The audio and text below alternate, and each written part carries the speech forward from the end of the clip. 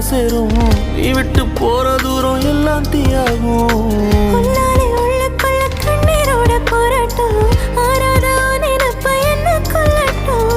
நீ நெஞ்சின் ஓரத்தில் வலிக்கின்ற பாதியா ஆயிரை மனதினை அறிந்தவன் எவனோ